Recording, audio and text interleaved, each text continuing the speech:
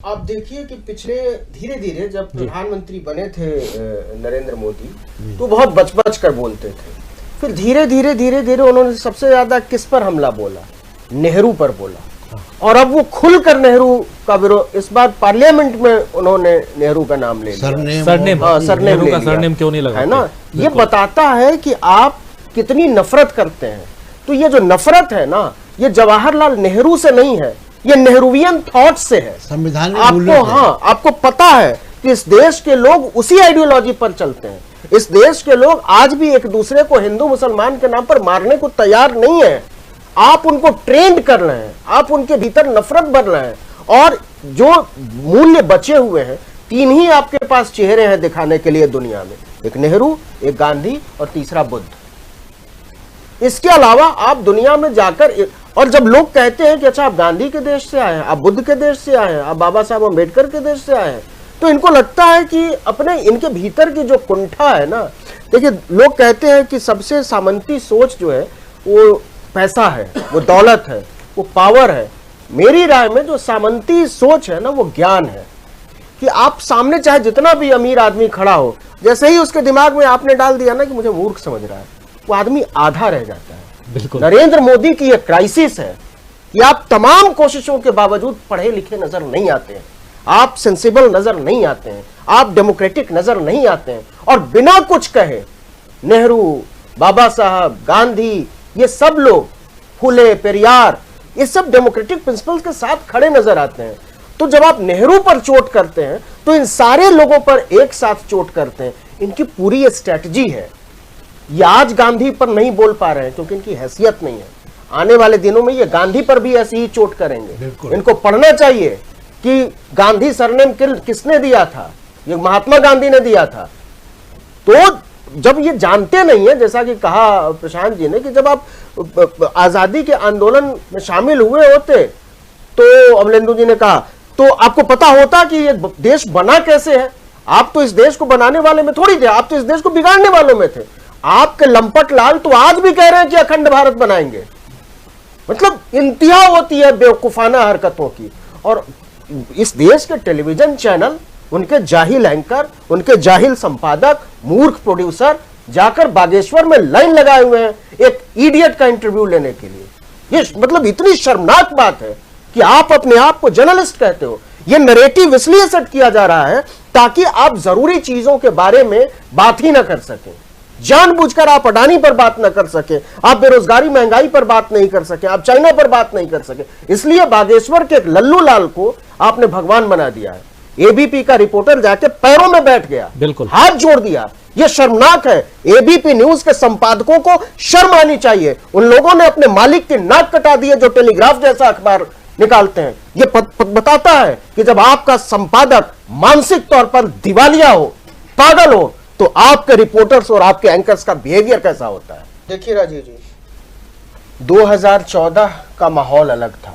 वो anti incumbency था और मनमोहन सिंह की सरकार पर बहुत सारे आरोप थे। सीएजी की रिपोर्ट आई थी, विनोद राय ने खुलकर फील्डिंग की थी बीजेपी के लिए, सीएजी चीफ ने। इसका उनको बाद में लाभ भी मिला, उनकी ज़िंदगी में आराम भी आया, उनको बहुत शुभकामनाएं।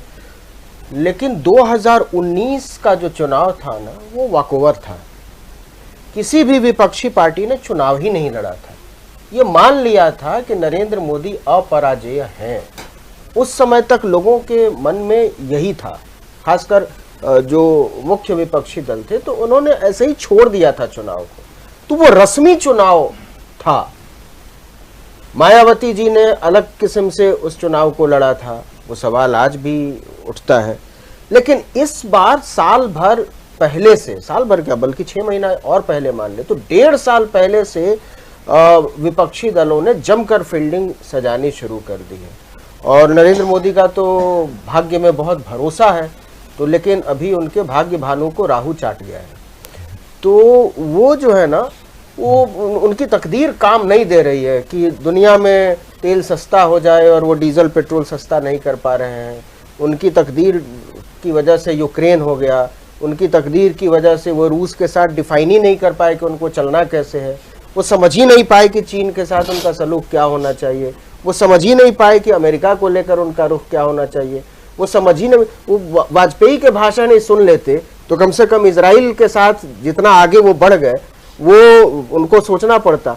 तो आप अंदाजे पर जब पॉलिटिक्स करते हैं ना, एक तो हर एक लफ्फाज आदमी की एक दिक्कत है, हर एक लफ्फाज आदमी को लगता है कि दुनिया उसको बहुत सुनती है। और ये बात सच है कि अगर शहर के चौराहे पर आप गाली गलौज, गंदी भाषा, अजीब किस्म के वेशभूषा, कपड़ा, चेहरे मोहरे के साथ अगर आप बातचीत करना शुरू करते तो भीड़ लग जाती है, लेकिन वो भीड़ वहीं खड़ी रहेगी, साल दर साल आपके लिए ताली बजाती रहेगी। ये लफ्फाज आदमी को भ्रम होता है। तो ये जो पूरे लफ्फाजी से जो नरेटिव सेट किया गया ना कि ये लफ्फाजी साल दर साल, चुनाव दर चुनाव चलती रहेगी, उसकी पोल अब खुल रही है। तो एक तरफ उसकी पोल खुल रही है और दूसरी तरफ विपक्ष की तैयारी।